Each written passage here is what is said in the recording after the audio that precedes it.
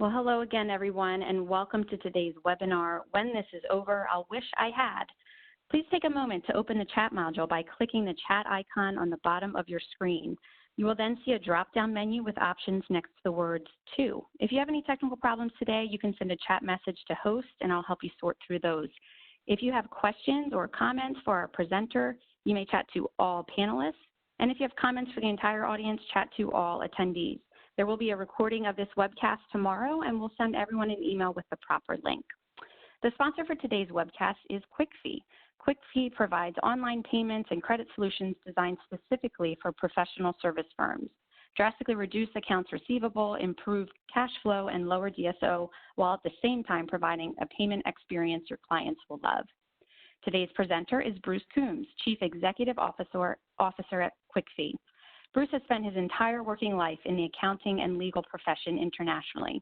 Initially a partner in a firm ultimately acquired by Deloitte, having worked in the UK, Malaysia, Hong Kong, Australia, and now the US, Bruce has both seen and worked through the global trends that both assisted and impacted the accounting and legal professions globally.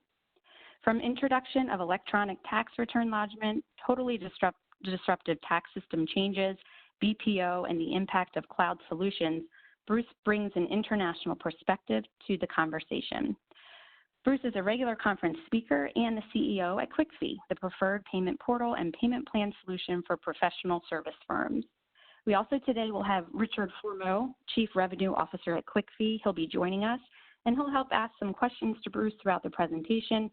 You can also email Richard at the end of this presentation, richard@quickfee.com, if you have any specific questions. With that, I'll now pass the ball over to Bruce, and we'll begin our presentation. Thank you. Bruce. Absolutely fantastic. Thank you so much, everybody, for the opportunity. Thank you for taking some time out of your day to have this, what I hope is a conversation. Some of you may know us through our legal-specific brand, LawFunder. It's one of our products across our QuickFee suite of solutions. So if you know us as LawFunder, or you know us as QuickFee, or you use us as one of those, welcome especially. I really want to share a few things with you, and I certainly encourage the conversation. I certainly encourage you to interrupt through the chat box and disagree, agree, applaud, tell me I have no idea. More than happy either way. It's pretty clear from my accent that I wasn't born in the United States, unfortunately. So I've got Richard with me today, and he's our official interpreter. So if there's something I say that you cannot understand, just reach out to Richard through the chat box, and he'll try to convert Australian English to US English so you get the most out of this presentation. Thank you very much. We've called this, When This Is Over, I Wish I Had. Deliberately because, in the words of Winston Churchill, don't waste a good crisis. We really want everybody on this call, everybody in the legal profession, to be able to walk away from this saying, I didn't waste the crisis. I think we know that things are not going to ever be exactly the same. Things will improve in two ways. Things will improve because we will get through this. We will. Nobody knows exactly when or how or what, but we will get through this. There will be a new dawn. And what I really hope in our little bit of time together today is that we are able to provide you with some insights, and you can make 3 decisions that say, out of today, I'm going to get to the end of this with the following 3 things done. So I'm going to share a few things. You'll be very glad to know there are very limited slides here, and not one of them contains a single word. So you cannot read ahead. You cannot read the slides. I've deliberately not put any words on them to try to help us focus on reflection for you as we talk through the different things that are changing in our profession, the things that are changing in our clients' lives, the things that are changing in our clients' businesses, and how we can make sure we don't waste this crisis, how we can ensure that the new dawn at the end of this makes for a greater firm for you, your staff, your clients, and your partners.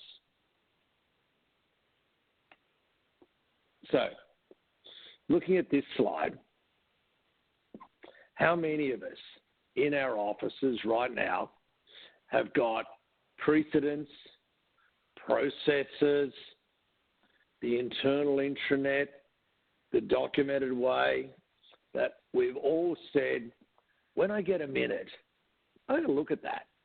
When I get a minute, I'm going to really try to improve how our precedents look, how our standard processes look. I'm really going to have a good look at our billing system. I'm going to really think about the practice management system and the versions of the various products and the type of IT we've got. I'm going to get around to that. Definitely when we get a minute, we'll just get this. Once we get this matter finished, we'll have a good look at that. Well, this is our moment. Especially as legal administrators, this is absolutely our moment to do the things we said we were going to do. We'll never do all of them. We all know what it's like working in a legal firm or really pretty much any professional services firm.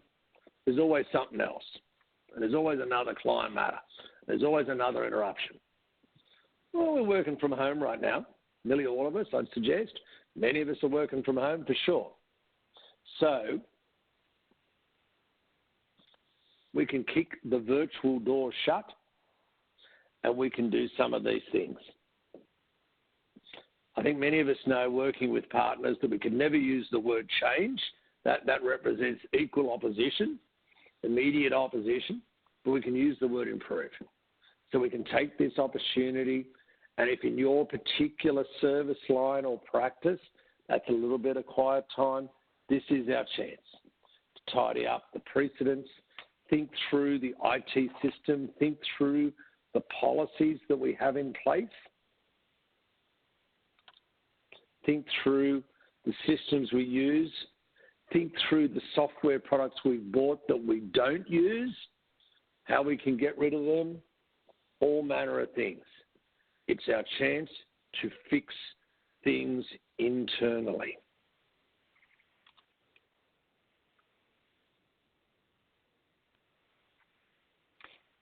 Hey, Bruce, this is Richard. Yeah. Look, there's a lot of discussion out there right now with everybody moving to working virtually. What cloud practice management systems are you seeing firms using today most successfully? Yeah, thanks, Rich. I think we all know there's been a trend to cloud. Has there been a push to cloud? Maybe not as strongly by some vendors as others. And I think cloud has been given plenty of conversation. If we were to walk around a real conference event, a real ALA event, we'd see cloud vendors. But what I've noticed, Rich, the guys over at Leap have just announced full integration with Microsoft Teams. So if you think about working remotely, like many of us are right now, and Teams, which is a free component of Microsoft Office 365, and frankly, if firms are not on Office 365, for goodness sake, get onto that one, Channel your inner Bill Gates and get onto Office 365. It's absolutely a marvelous subscription-based way to have always the most up-to-date version of Office, accessible anywhere. Teams is part of your Office 365 subscription, so it costs you no more if you've already got Office 365, and I know that Leap integrates with Office 365. In addition to that, and I have to say, across 400-odd people here, there would be so many different practice management systems. The legal profession is, I'd argue, over-serviced with practice management systems. Some of the larger firms, of course, in the call will be using Adirant, and if you're using Adirant, Sierra is your hosted cloud version of the Adirant solution. Clio is obviously out there with their cloud product. LexisNexis is doing some work to bring a hosted version more broadly to the profession.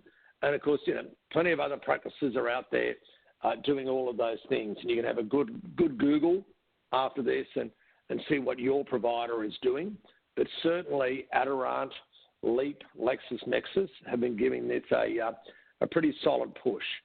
And, I'm sure there's people on this call that are using, those sort of solutions out there. So thanks, Rich. If I look at that next slide there now, you might remember that's called an office. People used to go to these. This is a story we can tell our grandchildren, until 2020, people used to go to these things called offices and they would do their work there. The CEO of Twitter came out, I think it was yesterday, saying that he has an expectation that many of their staff will never return to the office again. I think if you've got clients that are commercial building owners, I think you've been blessed with one of the greatest opportunities to advise them and work with them and work out what they are going to do to their lease renewals that are coming up, and how many people are going to be saying, I don't want to renew 20% or 40% of that space. We know that people will return to the office. We know that as social beings, we like to stand around the water cooler. We like social interaction. If we didn't like social interaction, we wouldn't be feeling uncomfortable during these periods of isolation. So it's clear that we want to interact with others in our team, but we certainly don't need to do it 5 days a week. Many people are reporting. Yes, Rich. Hey, so I've just got a quick question for you. I'd be curious to hear some of the attendees' thoughts and maybe what they're hearing in the professional services realm. But we know Twitter, obviously, as you mentioned and referred to, was successful because they had the cloud set up. They had products like Teams and things of these natures that prepared them to work successfully from home forever. So I guess my question is, is there a possibility where people could maybe lose some creativity because of this if they don't work from home forever? And what do these folks need in a professional services firms? What have you heard from some of these law firms out there that they're using or implementing to ensure that working from home is successful? Yeah, it's interesting. I mean, there's been a bit of conversation. I did one of these chats with the accounting profession about 2 weeks ago, and a similar issue came up, and that's around, does working from home stifle innovation? Is there a lack of innovation when there isn't that collaboration around a whiteboard in a conference room?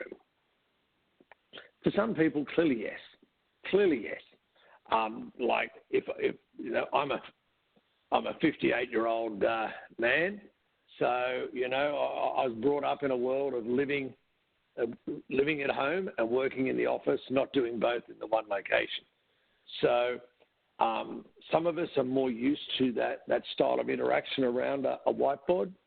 And then you look at some of the greatest innovations. I mean, the Microsoft story, the Steve Jobs story all happened in somebody's garage. Now, that was innovation totally outside of an office. Neither of those companies had an office when they first started. And I'm sure you've got clients that are like that. People on this call will have clients that started from nothing in their front bedroom, their folks' garage or whatever. So clearly innovation can happen. The thing I'd be interested in from people is, do you have a culture of innovation? Is this the crisis where you get the opportunity to bring in a culture of innovation? Now, Emily's mentioned on the chat panel there that frequent check-ins on Zoom have helped. Absolutely. And I think I'm sure I can speak for many, many firms that are all doing a huddle, a 9 a.m. huddle across everybody in the office on Zoom. And they're great. Absolutely great. You know, there are firms telling me about their virtual trivia nights on Zoom. And you look, just Google virtual trivia on Zoom and you'll find all the questions that you'll ever need to run dozens of these trivia nights for your team. That's your connectivity piece. And that is absolutely essential. You know, we as a profession need to care for our team. So absolutely we need that. However, in terms of innovation, two questions. The first one, what can you do to increase the innovation culture in your firm? I'll give you an example. The guys at PwC, massive, of course, massive consulting firm. They're not an accounting firm. They're a massive consulting firm. And I think for many of us on this, we know they are building out a pretty big legal firm internationally as well. There's been a lot of partner poaching by the team at PwC. So looking at PwC, what do? In their normal world, their pre-COVID world, and I'm sure they'll be doing it even in a virtual world, they choose 6 graduates that have been working with the firm for 6 weeks. And those people get the opportunity to present to the partners on why do we do that here? So part of their culture of innovation is to have their youngest graduates, their least experienced people, presumably the little more outgoing ones, present to the partners on why do you do that? It just seems so dumb. Before they become part of the machine and get used to doing it the way it's been done for the last X number of years. So that first point of bringing a culture of innovation, some of the people on the chat are mentioning regular sort of coffee chats and social hours and check-ins and all of that. Absolutely right. We've done this a couple of times with our team. Where we've said, what have we learned so far on this journey? So one of our morning huddles has been, what have we learned so far? We do know that Zoom fatigue exists. Thanks, Emily. And Zoom is harder. It is harder than physical meetings. So call it what it is. It is harder to be innovative, and it is harder to look at a screen, whether it's Zoom, working on a matter, whatever, all day, than a physical meeting, the walk back to your office, the walk down the street to the client or whatever. Sorry, Rich. No, look, I think you answered some of my question. I'm just reading some of these comments in the chat box, and it looks like Lori mentioned that, for management, meetings have increased 10 times over. Meeting fatigue has set in. And there's a valuable argument / discussion to be had about a lot of folks, weren't prepared to have kids out of school at full time while they're trying to work full time. They just weren't prepared for that, and it happened overnight. So I guess I'd be really curious to hear the feedback from some of the participants on how they manage that. And if you could go back today, would you? It's quite interesting that there are a lot of people who are saying that 2 days from home, 3 from the office sound pretty cool. Now, this fellow on the screen here, he appears to have a very faithful paralegal working with him at home. So he doesn't have his child sitting next to him, but he looks like he's got a pretty well-credentialed paralegal working beside him, or maybe it's the other way around. Maybe his dog there is given dictation, and this guy's just typing it into the LexisNexis or the Adirondack or whatever. But one thing I've really noticed is this whole process has made us more human. You can be doing a Zoom meeting with the managing partner of a law firm, and one of their kids walks by, or one of their kids joins. I think it's made us more human. People aren't in buttoned-up shirts and three-piece suits and all terribly formal with the biggest office and all that. And that's changed. That's changed. Guess what? Everybody's human. Can I let you in on a secret? Everybody goes to the bathroom. So once we accept that we're all human, we can connect better. The childcare issue is known. It's real. We all, most people have children. We all have an understanding that this will work the way it works. But working from home gives you incredible flexibility. A friend of mine, when he did his MBA, he would awake at 5 a.m. and spend 2 hours on his MBA at home. Literally wake up, hit the books, presumably hit the coffee machine first, then the books, through till 7, breakfast with his children, go to work. This is in a previous time when we actually drove to work still. Went to work, did his work, make sure the 2 main things happened for him every day. He did his MBA study and he saw his kids. This crisis has given us that opportunity to make sure we do that every time. And that might mean explaining to the kids that there's a little bit of time here where mum or dad need to really focus on this Zoom meeting, but having just spent the last couple of hours doing this, or we time shift our meetings to before the kids are awake, or we do them later when the kids are occupied, whatever it might be. Goodness me, we're surrounded by technology. Silicon Valley has given us this gift called connectivity 24/7. Let's use it. Brenda mentions everybody's hair grows wildly in time. Absolutely, absolutely. And there's some great Zoom fails. Everybody's probably seen all the videos, but it does come back to being human. Balancing the kids, balancing work and life. We've been doing it all along. We're just doing it in the one location now. I do think many firms will look at this crisis and decide that they can afford to take on 20 to 40% more people when the time is right without any change in office space. What an incredible opportunity. One of the largest costs a legal firm has is rent, and you get the chance to grow.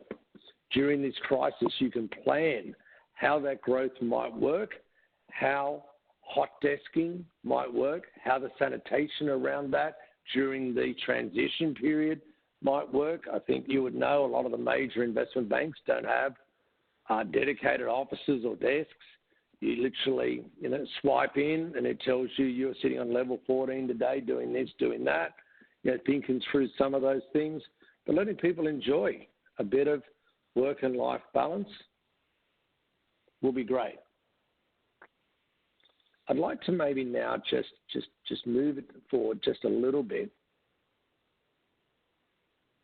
to something else. Jennifer's raised the issue of you're a bit worried about going back to the office, bringing staff back. I think most of the commentary here that you read, within or outside the profession, most businesses are saying we will let the team come back when they want, but we won't compel. And I think people are sort of saying that. There is challenges around focus working from home. There are challenges around productivity, but there are many, many cases where people are reporting greater productivity. And goodness me, how many of us have been in the office in the physical sense before all this, where we've said,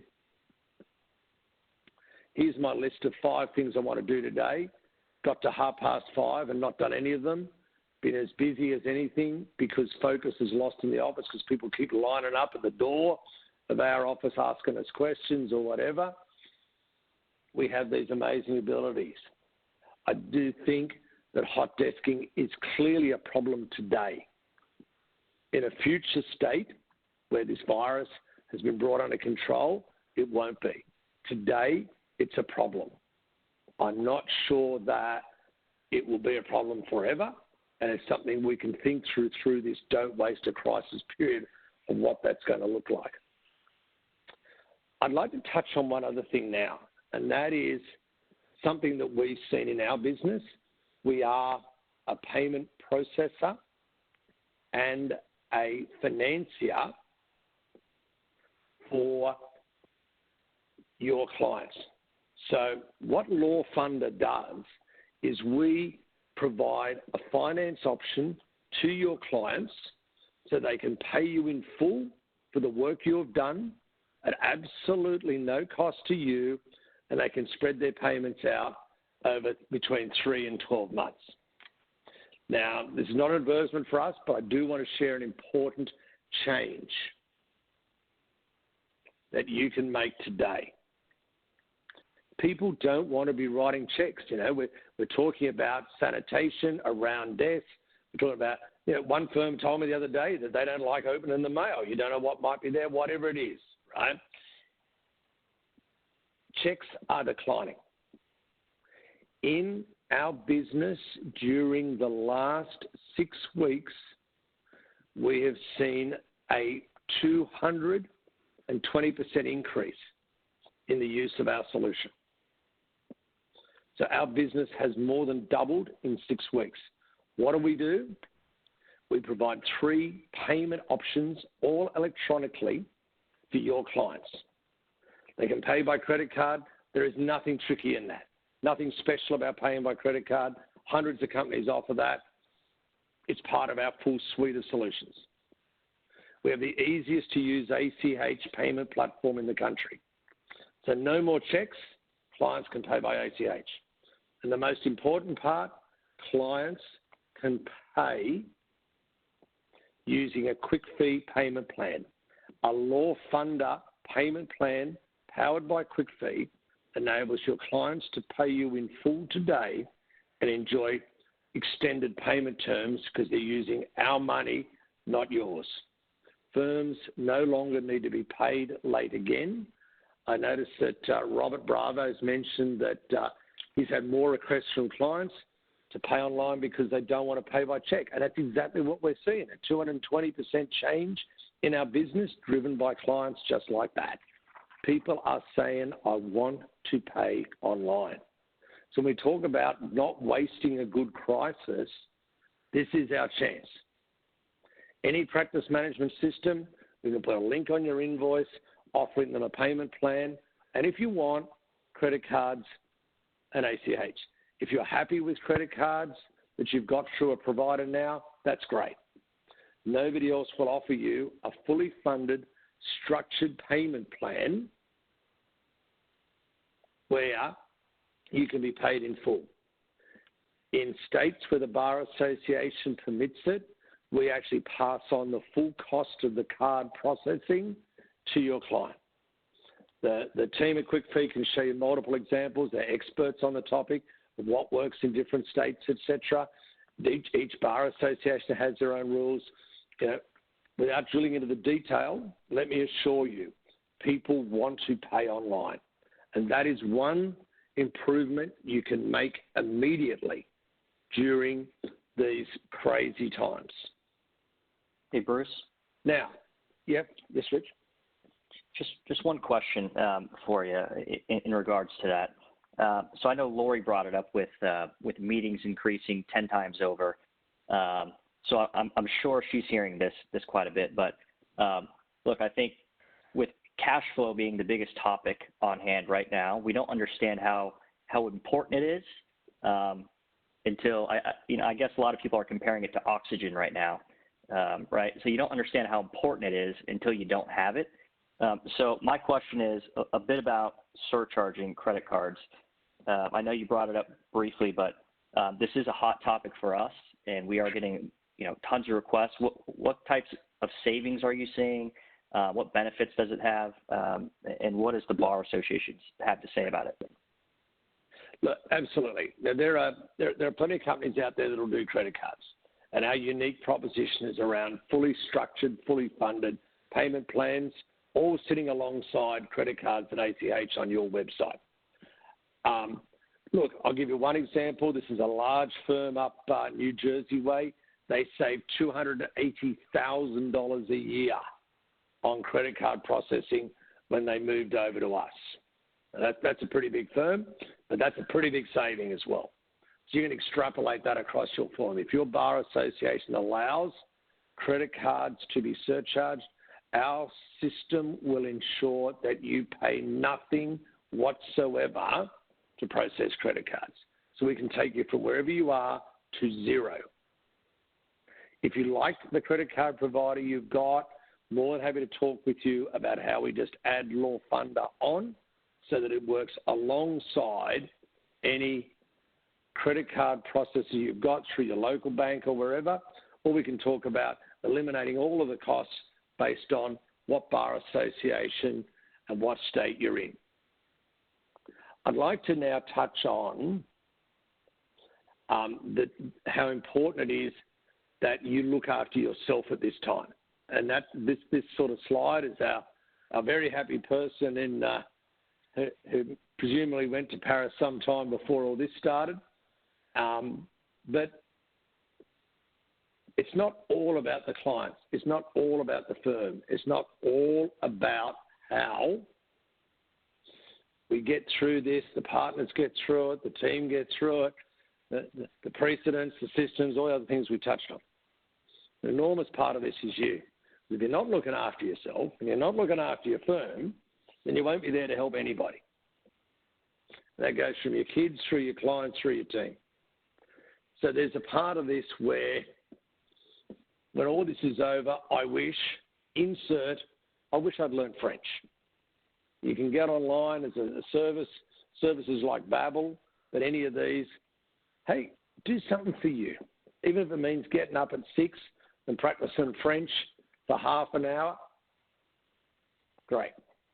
Or I've always wanted to take our firm into Canada and maybe over on the eastern side.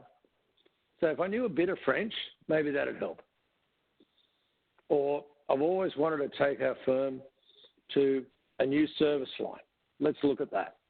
Or for me personally, I've always wanted to learn how to knit, to darn, to dance, to sing, to play air guitar, play real guitar, whatever it is. There's got to be some distraction in this work from home environment. And secondly, in a previous time when we were allowed to fly, they used to say to us, didn't they? Fit your oxygen mask before assisting others. Fit your oxygen mask before assisting others. And that means looking after yourself, but also looking after your firm. If you've got people that owe you money and may not get through this, they must be dealt with now. That doesn't mean send them to collections. There are some that are going to need that. But some that just need time, have a look at what Law Funder offers and see if that's going to help with you. There is a piece here, and Robert's made this observation about some of the small business clients because their doors are not open. And what are you going to do? And I don't want to be sound too hard here. Because there's no, I sure as anything don't lack empathy. But there are some businesses that are not going to make it. And the reality is they're not going to make it, not necessarily because of this crisis from it. They weren't going to make it anyway. If it wasn't this, it was the change to sales tax in their county. If it wasn't this, it was the loss of a key employee that holds all of the IP in their head and has never documented it. There is an element of triage to those small business clients. There's an element of triage to major clients. You look at a corporation like Boeing. Boeing is burning through $4.7 billion in cash. That's billion with a B $4.7 billion in cash every quarter. And they had already done almost everything that was possible to destroy their business with their 737 MAX issues. And now global aviation has changed.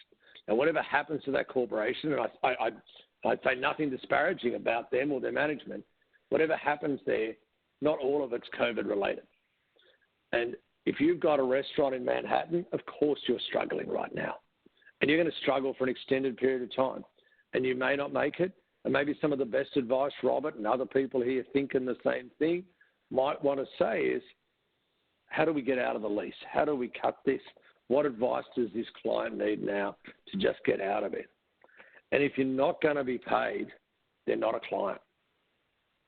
Sounds harsh, but pre this, if somebody came to your office and said, I need you to do 20 hours work to help me out and I'm not going to pay you, then you wouldn't have taken them on.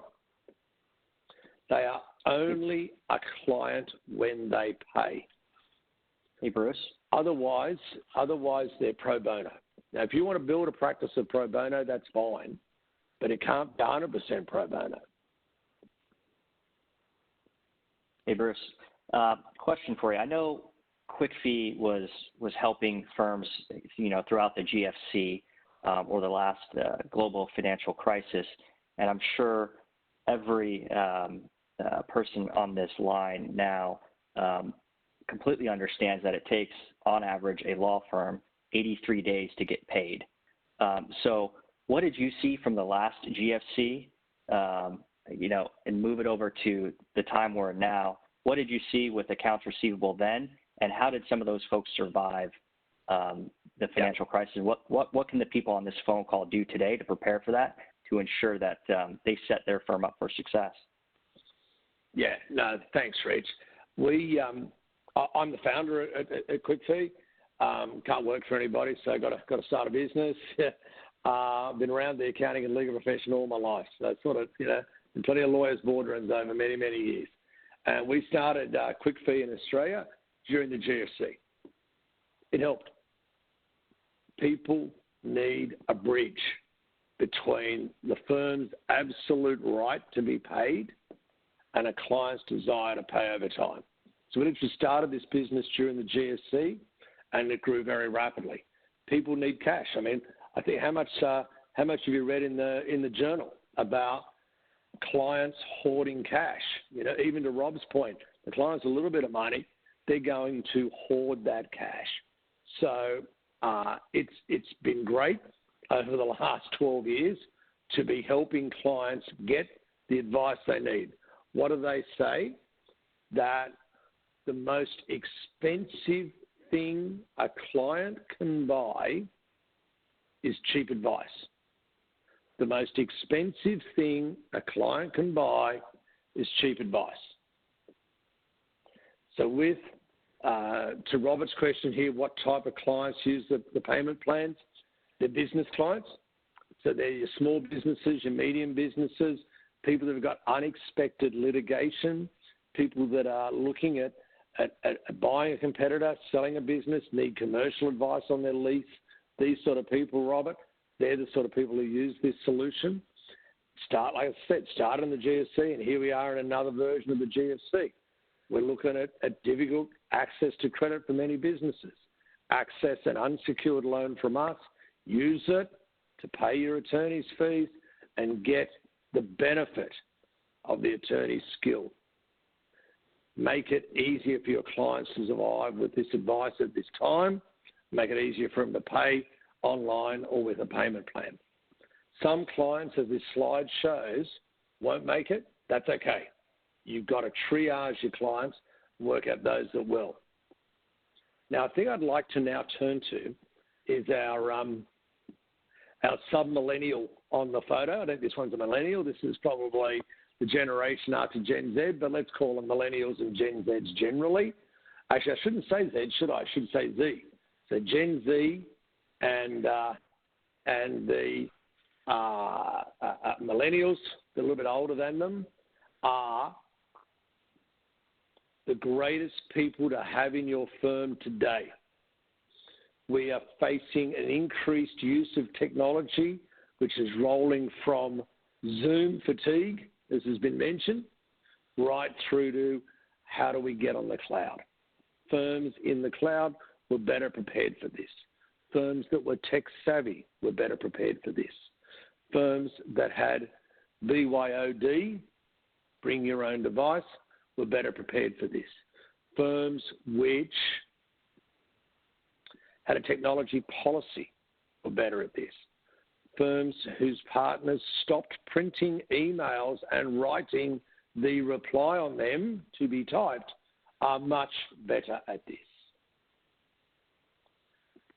This is your chance to couple each partner with a fresh grad, each partner with a paralegal, each partner with somebody that's tech savvy, and together they are a force.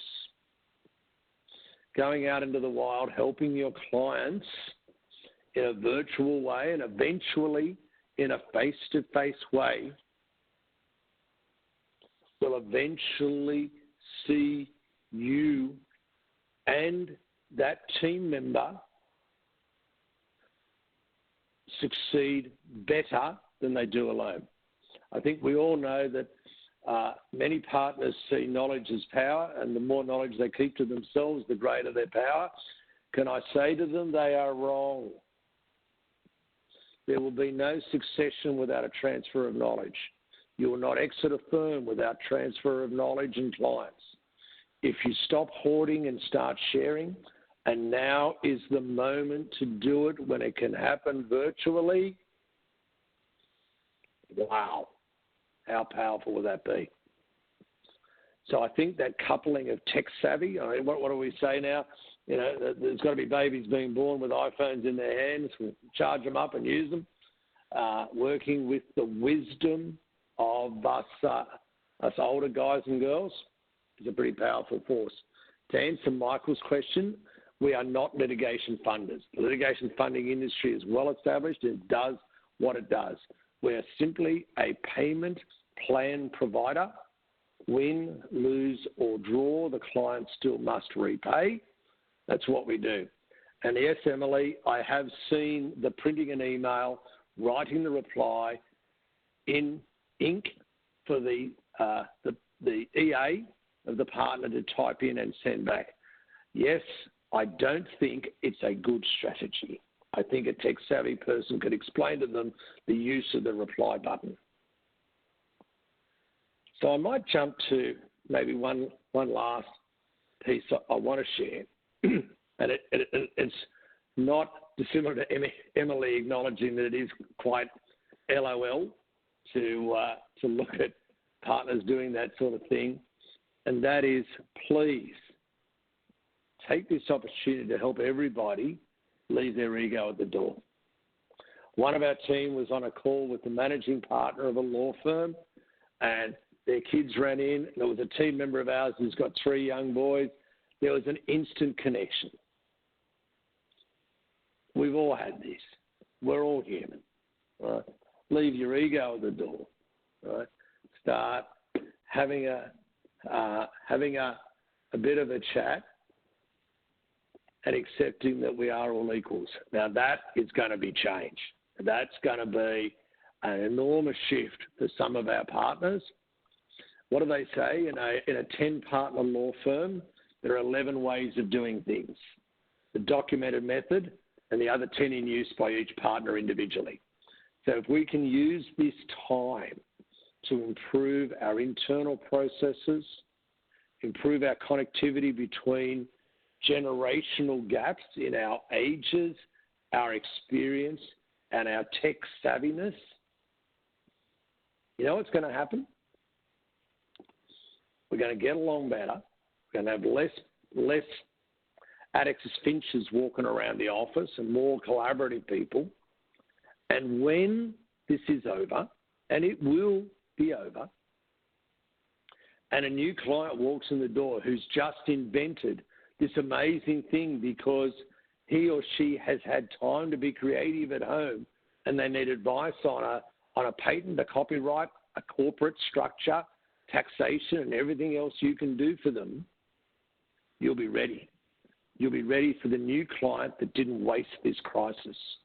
You will be ready to serve in a way that has changed the client engagement experience. God help us, we might be able to deliver this in a way that takes these clients on a journey with us. It'll be a wonderful thing for our younger team members. We talk about innovation. We need to be innovating. People outside our profession are innovating today, and they're going to want our advice. Together with a generational mix, a skill mix in our firms, and no ego, look what we can do. All those people on that slide are building something, and none of them could do it alone. You can build a firm, you can build advice channels, you can build new service lines, you can build better client relationships, you can build better team relationships, leaving your ego at the door. To answer Mike's question, in terms of the payment plans, what you can basically offer them to any business client you want. There are slight state-by-state minimum figures, but basically for the vast majority of the states, it's $2,000 and above. So it's not a lot of money that the client needs to be owing or being invoiced for, and we can help you. And if you want to know more about it, just put your details in. One of our team will talk to you about how it works, tell you how easy it is to set up, how you can use LawFunder to reduce your receivables without hurting your client's cash flow. Mary, you wanted to go back to the innovations. So there are two things to consider.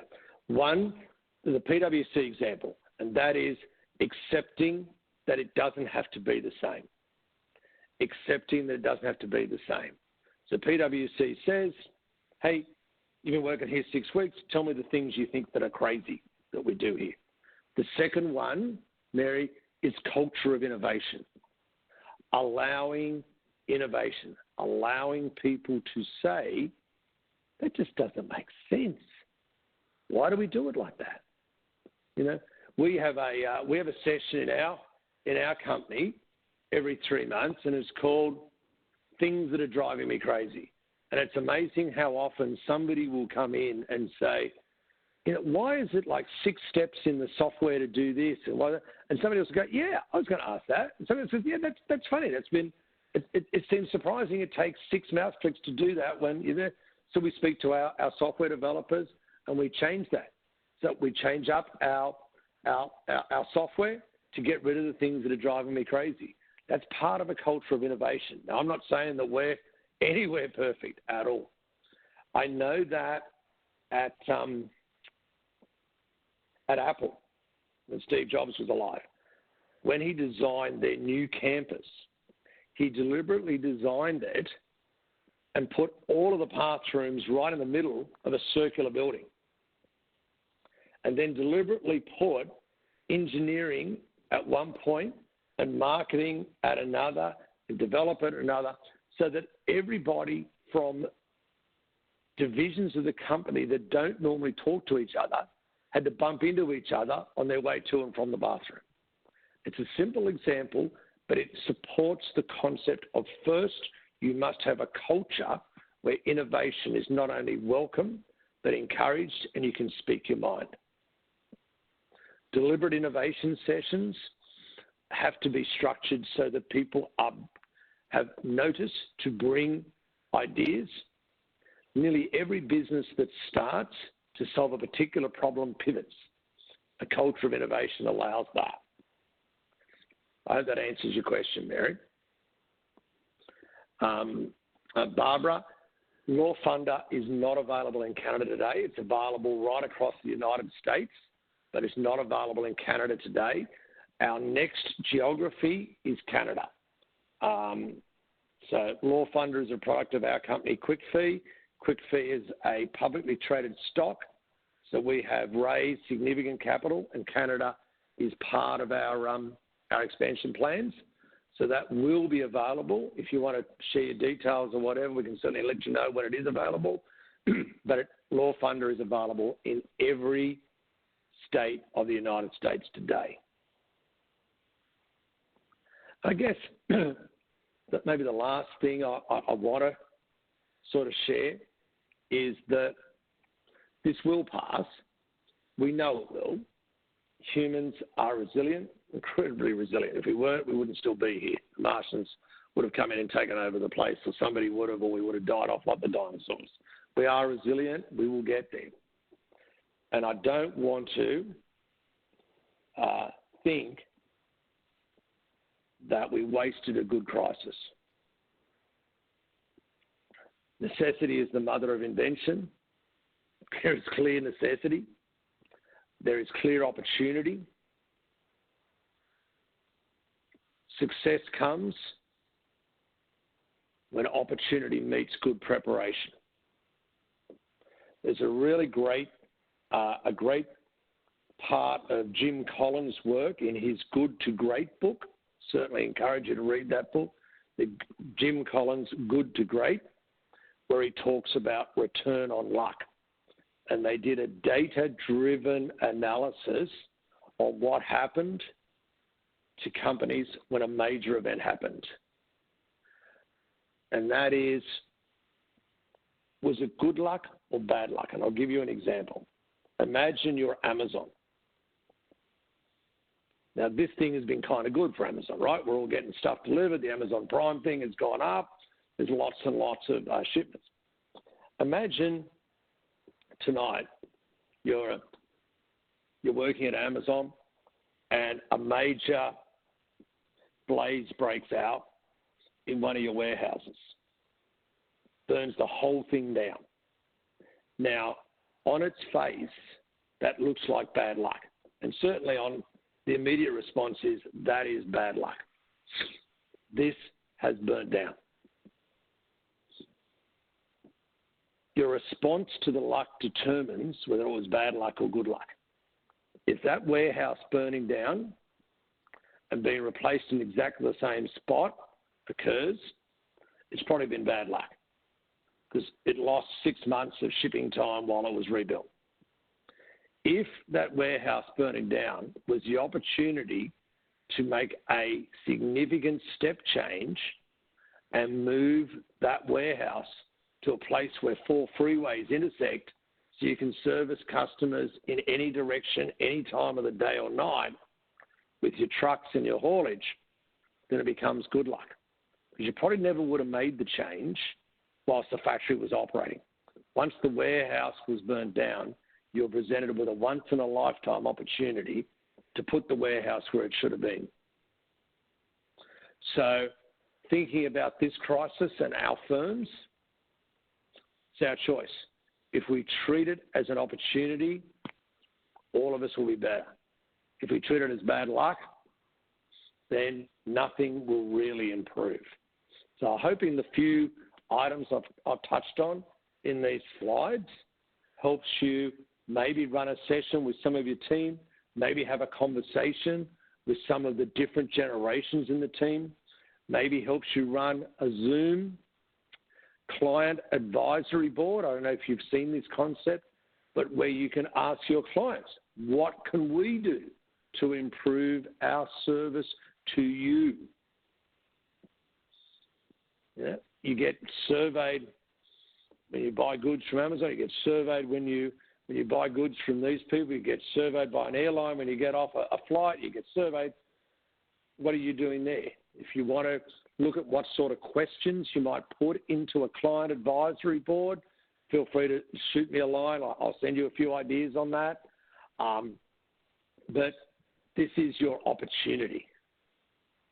I really hope that you don't waste this crisis. I also hope you all stay safe and well. And hopefully you've got something from this and we can help you. There's a couple more questions there in the chat box. How do you go about learning more about Law Funder? Look, Richard at quickfee.com is Richard's email address. I'm Bruce@quickfeed.com. Just go to our site, lawfunder.com, or shoot any of us an email, make an inquiry online. I'd love to tell you more about it. If you want to know anything more about any of the things or products or books or ideas I've spoken about, Bruce@quickfeed.com. More than happy to answer those questions, share with you some questions you might run in a client advisory board if you wanted to. Mary's, how does your services encourage partners to release their interest in following up? The partners can put the Law Funder option in front of their clients. It's a good news phone call. One of the things we say, Mary, is we move from a bad news call, please pay me, which is pretty much an analog response or a binary response. Do you have the money? No, I don't. End of conversation. That changes with Law Funder because now it's, do you have the money to pay me? No, I don't. Would you like a 12-month payment plan? Yes, that'd be very helpful. Fantastic. Our friends at Law Funder will provide the money. We'll get paid, and you can pay them back in easy monthly installments. That conversation your partners can now have, Mary. I hope that answers the question.